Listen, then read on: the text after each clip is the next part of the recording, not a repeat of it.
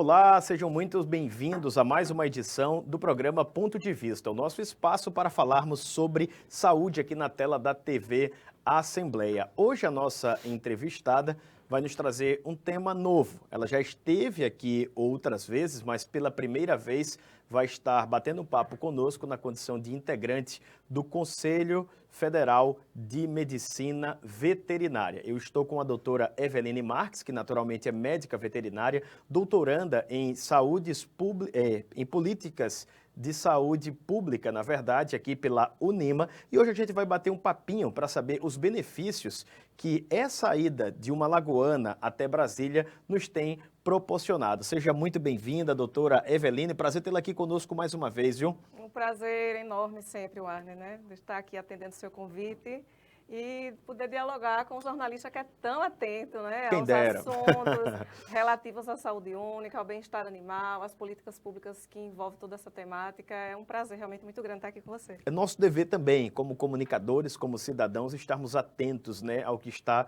ao nosso redor. E é impossível dissociar, separar o convívio humano do animal, porque a própria humanidade passou a domesticá-los e alguns são considerados até judicialmente como membros da família. Então, no final das contas, como se diz no popular, estamos todos juntos e misturados, mas para que essa convivência seja saudável, segura e harmônica, é necessário ter alguns cuidados básicos. Daí a importância dessa saúde única. E a Eveline é uma defensora desse aspecto, né? Vem militando nessa área social, podemos dizer assim, da causa animal também, e agora integra o Conselho Federal de Medicina, que para nós é uma alegria ter uma lagoana numa instituição tão importante, que quando falamos de saúde para os animais, falamos também de saúde para os humanos. Como é que tem sido essa participação? Como é que foi essa historinha até a ida ao Conselho? O Warner já faz aquela contextualização que eu não preciso Importante. acrescentar nada, né? Tocou em todos os pontos importantes. A convivência harmoniosa entre pessoas e animais, né? Ela existe desde antes de Cristo, a gente precisa lembrar disso. De lá para cá, a gente só veio com a dinâmica e a missão de organizar cada vez mais. Ainda temos muitas questões para organizar. A maior parte delas depende de política pública, né? E não há como organizar nada na relação pessoas e animais sem a presença do médico veterinário, né? Então, esse profissional que é tão importante aqui na sociedade, porque realmente nós trabalhamos com aquele olhar integrado, né? Da saúde do bicho, a saúde do ambiente que o bicho vive, a saúde das pessoas, que somos todos integrados nisso aí. E na instância máxima da profissão da medicina veterinária, nós temos o Conselho Federal, que é uma autarquia com a sede em Brasília, na capital do país, ao qual agora, com a nova gestão, Alagoas passa a ocupar uma cadeira lá e está sendo representado por mim com muita honra, uma responsabilidade muito grande também. Essa indicação parte aqui de Alagoas para o Conselho, cada estado tem um representante. Como é que funciona essa estrutura organizacional? Essa é uma pergunta que sempre é feita. Na verdade, partiu do interesse da gestão na hora de conceber, montar a chapa para concorrer, né, o pleito. A presidente hoje, enquanto candidata, ela montou com o cuidado de pontuar as regiões todas do país e ela contemplou muito mais o Nordeste, né? Até pelo tamanho mesmo, né? Somos muitos, né, temos muitos problemas, mas também temos muitas contribuições a dar. E aí foi um presente, né, ter incluso Alagoas. E aqui, quando foi solicitado qual o nome para ocupar a presidência do regional daqui, né, sugeriu o meu nome.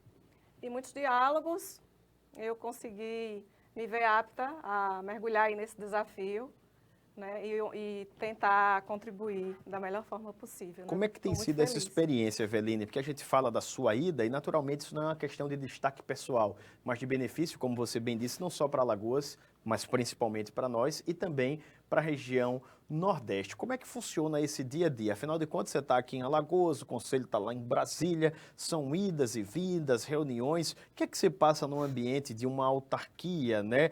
De uma instituição que tem uma constituição jurídica distinta no final das contas, né? Como aqui, por exemplo, o nosso ICP é uma autarquia. Como é que é esse dia a dia? O meu dia a dia, assim como dos outros conselheiros, né, que a posição que eu ocupo é de conselheira, cada um mantém suas atividades profissionais e as assembleias elas são marcadas e nós somos convocados para participar. Há uma rotina instalada, né, de trabalho do Conselho Federal de Medicina Veterinária, assim como os outros conselhos de entidade de classe, onde se organizam as legislações que fazem as normas para a profissão ocorrer, né, da maneira mais correta possível para servir a sociedade, e também são julgados os processos éticos. Então, é uma autarquia que se dedica a fiscalizar o exercício dos profissionais aqui na sociedade. E, naturalmente, na medida que são processados, os processos passam pelas instâncias, são julgados nos regionais, e muitas vezes eles precisam ir à instância federal, e aí nós, enquanto conselheiros, nos debruçamos sobre os conteúdos dos processos, lançamos o nosso olhar técnico, cada um com sua especialidade, não é? Porque a plenária ela é bem mista, nós temos veterinários específicos atuantes em cada área diferente. Eu, por exemplo, estou lá com a minha contribuição a dar sobre cães, gatos, cavalos, clínica, cirurgia e políticas públicas voltadas a esse tema. E lido com veterinárias, por exemplo, que são específicas do agronegócio, como é o caso da veterinária Lília, do Rio Grande do Sul. E a gente tem uma interação muito grande, é muito aprendizado, é muita responsabilidade. E à medida que os processos chegam, né, nós colocamos lá todo o nosso conteúdo aprendido, né, ao longo da vida, nosso conteúdo de trabalho do dia a dia. Lançamos o nosso voto e esperamos o julgamento das plenárias, né, de todos na plenária. É a chance também, podemos dizer assim, de colocar as nossas necessidades. Olha, eu observo que lá em Alagoas o problema é assim, assim, assim. E também observei isso lá em Pernambuco, no Rio Grande do Norte. Então, acredito que é uma problemática dessa região que precisa ter uma atenção maior, precisa ter alguma coisa mais propositiva para saná-la. E, de repente, alguém lá do Centro-Oeste diz, rapaz, pior que aqui também tem algo semelhante. Opa, então a gente precisa dar um olhar mais atento a isso daqui. Funciona dessa forma também, a esses momentos mais de discussão, de deliberação, de tentativa de formulação, digamos assim, de soluções para os problemas existentes nesse grande Brasil? É perfeita a sua explanação, né, Warner? E realmente assim, é um ambiente de legislação. Né? Nós legislamos, de fato, nós atualizamos as legislações que já são existentes. Acabamos de fazer isso agora com uma super importante, de importância para o país. E temos que levar em consideração sempre, no debruçar de cada legislação, essas pontualidades que fogem ao diferencial. O que acontece muitas vezes em uma região do Brasil, ela é diferente do que acontece em outra região. A maneira como a dinâmica se processa no Estado é diferente do outro. E nós temos que ter o cuidado ao organizar os textos legislativos, né, sobre como manter essa situação equilibrada. Afinal de contas, o rigor que é dado, né, a nível de regulamentação da profissão, em vários aspectos, ele precisa favorecer um trabalho coeso, né, dos veterinários para a sociedade receber a situação da melhor forma possível. Então, darei um exemplo aqui. Está em discussão atualmente na plenária do CFMV a atualização de uma resolução muito importante, que é a 962. Ela é a resolução que normatiza os programas de castração de cães e gatos aqui do Brasil. E já chegamos a um tempo em que ela precisa ser atualizada. Por quê? Porque a dinâmica já está outra, porque há regiões do Brasil em que essa situação ela acontece com mais celeridade, com mais rapidez do que outra. Há regiões do país onde as coisas simplesmente não acontecem.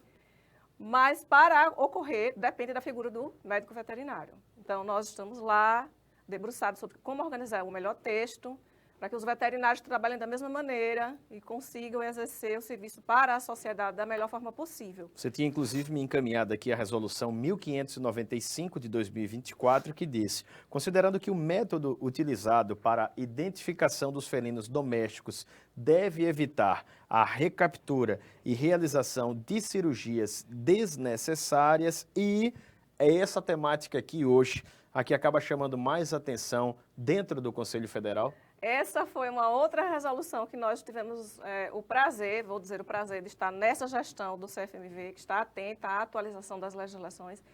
E essa resolução, a 1595, ela acabou de ser atualizada, nós acabamos de ter o texto definitivo, já está publicado no Diário Oficial, que é a legislação nossa que dá tranquilidade, dá segurança aos veterinários trabalharem com um método de controle populacional de cães e gatos, que é o chamado método CED. Né, para a gente lembrar aqui que é uma sigla, C, captura, E, esteriliza, D, devolve. Nós trabalhamos especificamente com animais que vivem nas comunidades, nos ambientes abertos, na vida livre, e muito peculiar a situação para os felinos, em que precisamos capturá-los, castrá-los e devolvê-los. Essa resolução ela trata exatamente do sentido de ter uma aceitação sobre uma marcação visual que esses animais recebem quando eles são castrados, que é um pequeno corte reto na ponta da orelha esquerda, para que os veterinários e a comunidade em geral possam visualizar a distância e entender que aquele gatinho que está ali naquela comunidade, naquela praça, naquele campus universitário, ele está castrado. E aí a gente só precisa administrar outras situações, mas não mais nos debruçar sobre o desgaste de tentar capturar e muitas vezes anestesiar e descobrir na mesa de cirurgia que já estava castrado. Importante dizer que isso traz um duplo prejuízo. O primeiro, a perda de tempo e de recursos, muitas vezes públicos, não é? Que vão ser despendidos ali para direcionar essa atenção a um animal que não necessita mais dela. E o segundo é o estresse para o animal, é o risco, como você disse ali, da aplicação de uma anestesia desnecessária. E isso tudo passa por um outro campo que é essencial em qualquer área que nós tratarmos, que é a educação. No final das contas, é difícil você ouvir a população tratar dessa temática, enxergar o animal como um ser que integra o seu próprio ambiente. Ou até, melhor dizendo, muitas vezes nós é que estamos integrando o ambiente que ele já ativamente ocupava. E no final das contas, se não houver esse trabalho de conscientização, de orientação, de informação, fica difícil até para o cidadão ver aquele animal e entender que ele passou por esse procedimento. Pode até achar que é uma mutilação, uma deformidade. Daí essa importância também da atuação institucional dos conselhos de forma geral e, nesse caso em particular, do Conselho Federal de Medicina Veterinária. Nós temos essa responsabilidade enorme, não é? Ela passa muito pela aceitação das pessoas, mas para que isso aconteça, necessita muito de uma integração, de lançar informação para as pessoas, né? Então, você acaba contextualizando, mais uma vez, de maneira brilhante, que a gente precisa da integração das políticas públicas, né? Eu hoje falo que há a necessidade de manter o animal lá na comunidade e a gente precisa entender que é uma necessidade mesmo porque na visão do Ministério da Saúde aqui do Brasil, nós temos documentos federais oficiais em que reconhece cães e gatos como parte da fauna antrópica existente. Então, são animais que existem nas comunidades. Agora, nós viemos ao longo de um tempo deixando a desejar com relação à gestão desses animais. Daí entra muito da nossa integração aqui enquanto veterinário para organizar as políticas públicas, seja no ambiente legislativo do município, do estado, no ambiente da federal, da Câmara dos Deputados, como na nossa própria profissão, que é o caso do CFMV, onde nós agora organizamos um texto que ele representa uma atualização dessa matéria aqui para a categoria médico-veterinária. Nós estávamos atrasados em relação aos outros países, Warner, e veja que coisa brilhante, que marca bonita já deixa a gestão da doutora Ana Elisa, que é a nossa primeira mulher presidente do Conselho Federal de Veterinário do país. E aí a representatividade feminina em pauta também, né? Que temos Conselheira regional graças mulher, a ela, presidente mulher, né? a visão dela, ela conseguiu integrar uma grande quantidade de mulheres, né, enquanto conselheiras, ao qual eu faço parte, com muito prazer, e já temos, assim, essa delicadeza, essa vontade, essa proatividade de atualizar as matérias e atualizamos, então, a resolução aí que trata da mutilação, né, dos cães e dos gatos, as cirurgias mutilantes, como corte da orelha do pitbull, que continua sendo proibida, como o corte das unhas dos gatos, que continua sendo proibido, e como o corte da cauda também nos animais, que continua sendo proibido, mas nessa legislação nós agora tratamos de atualizá-la, mencionando que o corte pequeno da ponta da orelha dos gatos castrados na situação do controle populacional no método CED não é visto como uma mutilação. Isso é uma marca de legislação que já vem internacional, o Brasil só vem a se adequar, é uma marcação visual que é feita com o animal anestesiado no processo do momento da cirurgia. E temos esse momento agora que o próximo passo é esse, Warner. Tratar de comunicar à população, fazer o cidadão entender, fazer os gestores entenderem. Os veterinários aqui no Brasil já foram perseguidos, inclusive, por legisladores, por políticos que são defensores da causa animal e que não entendiam o motivo, a razão desse pequeno corte na ponta da orelha dos gatos. Já passamos por muitos desgastes e muitos debates técnicos aqui, perseguições, inclusive, pela polícia, pela imprensa. Então, os tempos eram de uma forma e hoje os tempos são outros. Ainda bem, né? Eu queria aproveitar que você está falando aqui de mutilação, de maltrato, para tratar de um outro tópico aqui sobre o qual nós conversávamos que diz respeito a isso. Há um projeto de lei relacionado à questão da marca a fogo em bovinos, não é? Para quem não sabe o que é essa marca a fogo, apesar dela ser um tanto quanto comum, é aquele método em que você pega ali o ferro, que tem o brasão normalmente ali com iniciais do proprietário daquele rebanho, a sigla da fazenda que ele faz parte da empresa, e você ali embrasa em fogo, aplica direto ali sobre o couro do animal, deixando com que aquela área não, fazendo com que aquela área não tenha mais o crescimento de pelos e visualmente seja fácil identificar aquela marcação. Isso faz parte de alguma forma até da cultura, entre aspas, né, do agro aqui no nosso país. Mas como é que está essa situação? Como é que os veterinários e o conselho veem isso? Ao longo do tempo, na história, a humanidade ela precisou estabular os animais para finalidades comerciais, para abater, para consumir, né? E nessa situação de você criar e recriar, estabular, existe muita situação do roubo. Existe muita situação do como você vai identificar que aquele animal foi vacinado no rebanho, que reúne imensa quantidade de animais. E ao longo do tempo, né, nós estamos caminhando com uma situação que foi muito viável lá no princípio da história, que é a marcação a ferro, como você já detalhou aí muito bem, a situação que marca o animal de uma maneira assim incontestável. Você tem como fazer o campo de visualização ali do bicho, ou seja, ele tem um significado, uma marca, tal como esse dos felinos no método CED.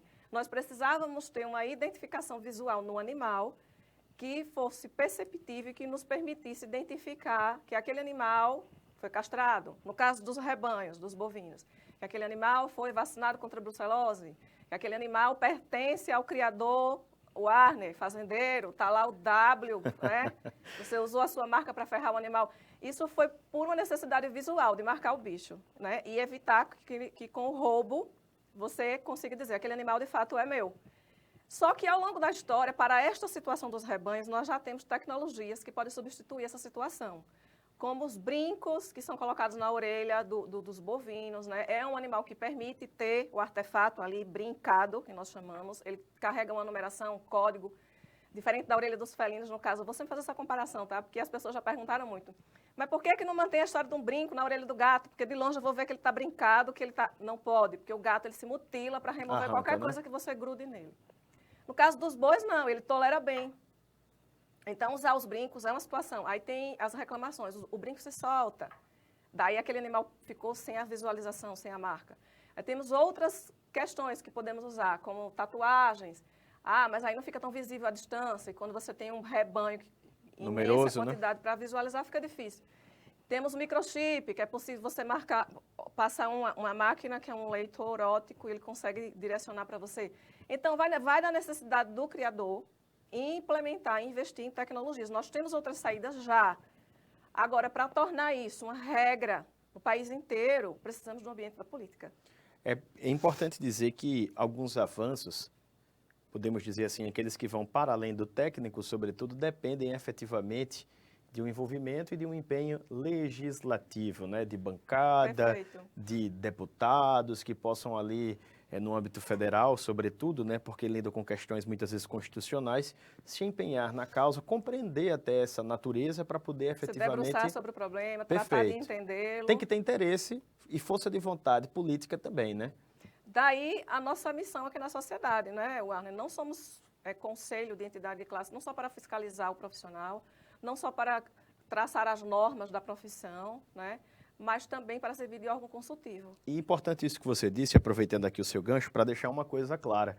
Não quer dizer que, porque ainda não está sendo feito, que determinado parlamentar não tem o interesse. Às vezes ele não tem o conhecimento. Daí a importância da instituição, a exemplo do conselho aqui, nessa função consultiva, buscar esses espaços e passar até se posicionar, ocupá-los para buscar, de fato, quem pode nos ajudar com a questão, não é? E está sendo uma marca dessa gestão do Conselho Federal de Medicina Veterinária aqui no Brasil, uma aproximação realmente com o Poder Legislativo Federal. Muito bom. Existem frequentes agendas, diálogos com senadores, com deputados, é uma coisa que é constante, que está acontecendo de uma maneira assim, mais presente, mais marcante nessa gestão da presidente, da doutora Ana Elisa. Ela tem uma equipe técnica assim, muito boa, que caminha realmente se debruçando sobre esses textos, observando as inadequações, sugerindo as pautas, cobrando, inclusive, por vagas em concurso público, né, para o efetivo de médicos veterinários, e todas essas questões que envolvem o bem-estar animal, porque o profissional que melhor entende, que melhor consegue discutir, que melhor consegue esclarecer sobre animais é o médico veterinário. E aí nós temos uma bancada grande hoje, né, no parlamento, que é interessada nas matérias que têm a ver com animais, o popular causa animal, né, chamado assim, e que necessariamente para sair um texto legislativo muito correto, muito coeso e com entendimento assim que flua, precisa da consultoria médico-veterinária. Falando nesse O conselho empenho está bem próximo desse aspecto. Muito bom. E falando nesse tópico ainda, no dia 5 de janeiro, houve a sanção de uma lei que define o Dia Nacional da Saúde Pública no Brasil. Saúde única. Saúde única, perdão. Mais que uma data, o que é que isso representa? O Dia da Saúde Única, ele é um dia marcante, é diferente da saúde pública, mas são coisas que estão integradas. É verdade, complementares, né? Saúde pública são os serviços públicos ofertados para a saúde, né? Saúde humana. Saúde única é o conceito que descreve, que explica o trabalho do médico veterinário. Porque é um conceito que ele mostra a integração entre trabalhar a saúde do animal, a saúde do ambiente e a saúde das pessoas. O veterinário é o único profissional que trabalha com toda essa integração aí. E o grande beneficiado é o ser humano, né? Porque quando nós tratamos as doenças nos animais, nós evitamos que elas sejam extrapoladas para a saúde das pessoas. E para a gente conseguir ter animais saudáveis, nós necessariamente dependemos de um ambiente saudável. Porque no meio ambiente é onde está o alimento para os animais, é onde o próprio animal também vive, é o habitat dele. É um ambiente onde também é propenso a garantir a manutenção dos parasitas, dos patógenos. Então, como garantir animais saudáveis sem ter o entendimento do ambiente, como é que ele é e como é que ele precisa ficar saudável? Então, o veterinário trabalha com essa visão integrada o tempo inteiro. E aí, essa data do dia 3 de novembro, ela já é considerada o Dia Mundial da Saúde Única. O governo federal brasileiro fazer uma lei onde se sanciona e define o mesmo dia 3 de novembro como saúde única aqui no Brasil, ele só fortalece, né, a nossa atuação aqui no país, serve de estímulo para as estratégias, principalmente de política pública, que são voltadas a essa integração o tempo inteiro, faz com que essa data fique mais presente para a compreensão da sociedade aqui, das pessoas, do convívio, ou seja, traz mais para perto de nós a importância dessa dinâmica, a importância do conceito de saúde única, para as pessoas entenderem que faz parte do nosso dia a dia, do copo de leite que você bebe. Lá atrás teve a vaca que não adoeceu porque o veterinário cuidou, teve o cercado, o ambiente que ela viveu, que estava saudável, porque o veterinário também garantiu, né? Até esse produto chegar no mercado, chegar para você beber, para o seu filho tomar, saudável. Tem o veterinário também na situação de logística do supermercado, na segurança alimentar, porque nós trabalhamos em todas as esferas que tem a ver com produto de origem animal. E tudo isso representa o nosso trabalho de saúde única. Então, muitas extremamente pessoas... capilarizado, né? As pessoas às vezes me perguntam assim, me diga uma situação que é a saúde única. Na saúde única é o conceito que define o trabalho do veterinário. Porque o veterinário não trabalha só com o bicho ali, na situação animal, médico, não. Precisamos da saúde do bicho, da saúde do ambiente, da saúde das pessoas, que é o nosso grande fim, né? A nossa grande finalidade. E no final das contas, isso aponta também a dinâmica da profissão. Assim como, por exemplo, o direito, ele é dinâmico. A sociedade vai tendo mudanças comportamentais, estruturais, e você tem de criar uma nova lei aqui, uma nova lei acolá. E a gente vê aí que o conceito da própria profissão do médico veterinário acaba sendo também acompanhando, na verdade, essa dinâmica toda, sendo atualizado cotidianamente. E é importante até que as pessoas saibam qual é o posicionamento dele. E isso é papel também do Conselho, junto às regionais, no final das contas, né? Como é que vocês trabalham essa articulação aí também, para que aquilo que é estabelecido lá em Brasília, no Conselho Federal, chegue aqui no bairro do Poço, no Conselho de Medicina Veterinária, como é que é?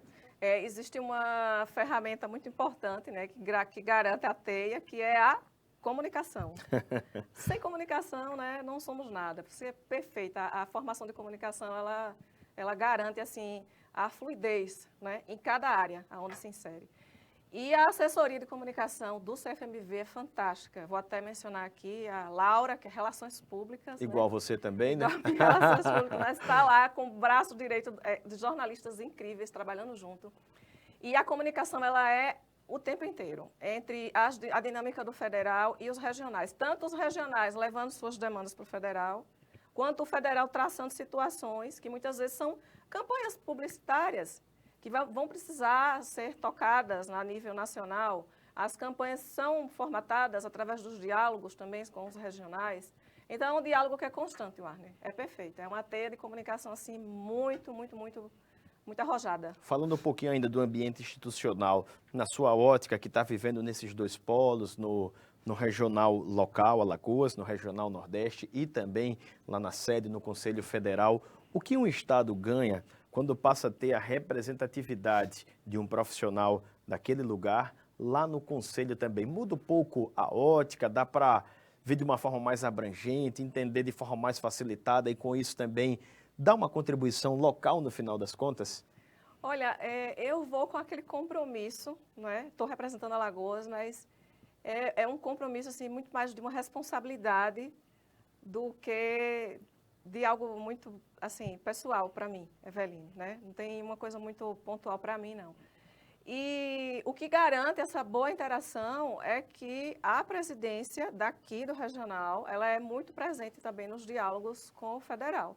Eu acho que a gente só aproxima. Isso é muito bom, né? A gente só aproxima, né, os diálogos. Favorece muito, né? Estar lá, vendo a situação que se desenvolve e poder sinalizar para cá. Tudo com a questão da comunicação, né? É isso que faz a gente se sentir mais perto. É muito comum, né, Warner? A gente sabe que no Brasil nós mesmos criamos nossos rótulos, né? É verdade. De Sul e Sudeste é sempre a parte melhor, falando de uma maneira bem popular. E o Nordeste é sempre... deixado um pouquinho de lado, deixado né? um pouquinho de lado. Nesse momento nós temos uma presidente que é do Nordeste, porque ela é da Bahia, né? E pontuou bem os conselheiros enquanto representantes de estados aqui do Nordeste. Nós temos Paraíba, nós temos Alagoas, nós temos Maranhão, né? Tá forte. Dominamos Rio o Conselho Grande do Federal, Norte, né? Porque nós estamos podendo mostrar, né, a força, o intelecto, o tanto que se estuda aqui no Nordeste. E eu estou muito feliz em ver também o trabalho dos colegas, né, que ali é exposto no momento das plenárias, dos debates técnicos. Muito bom saber que essa é a realidade lá do Conselho, que isso tem contribuído com a evolução também do Conselho Regional aqui de Alagoas e que, no final das contas, toda a região Nordeste, onde no campo, sobretudo, o homem também tem muitas vezes um contato até maior. Está ali o gado, está o jumento em algumas áreas mais vulneráveis para carregar a carga d'água, o leite, para fazer o trajeto, né, entre a casa e a roça. Enfim, nós estamos sempre em contato com os animais. Aqui na cidade, naturalmente, aqueles que são um pouco menores pela questão urbanística mesmo, o gato, o cachorro, mas ainda tem gente que utiliza o animal para o transporte em algumas áreas com características mais rurais, para tração animal, que é um assunto para a gente trazer depois aqui com a Eveline, porque a nossa meia horinha de hoje está acabando. E eu queria lhe facultar esses minutinhos finais para você mandar o recado para a audiência, deixar lá o seu arroba, o do Conselho Regional, o do Federal, enfim, a palavra é sua e essa câmera aqui também. O meu trabalho especificamente aqui em Alagoas, ele tem sido muito voltado para a linha de pesquisa de políticas públicas, né, o qual eu estou desenvolvendo o doutorado também com animais de tração, né, que o Arne já apontou, vamos falar sobre isso depois. Faço parte da Comissão de Saúde Pública aqui do Regional, do Conselho Regional de Veterinária, e nós temos sempre uma rede social muito ativa, né, no meu caso, o meu arroba é @e.marquesdemelo. O arroba do CRMV-AL, que é do CRMV de Alagoas, também é importante acompanhar, porque assim vão vendo as dinâmicas daqui do Estado. E o arroba CFMV, que é do Conselho Federal, no qual a gente consegue ver aí a dinâmica a nível nacional. Então, profissionais aí da medicina veterinária, estudantes, entusiastas, a turma que quiser mais informações, segue esses dois perfis institucionais, da doutora Eveline também, que está sempre publicando notícias, teses, artigos, até leis muitas vezes e debates propositivos, né, Eveline?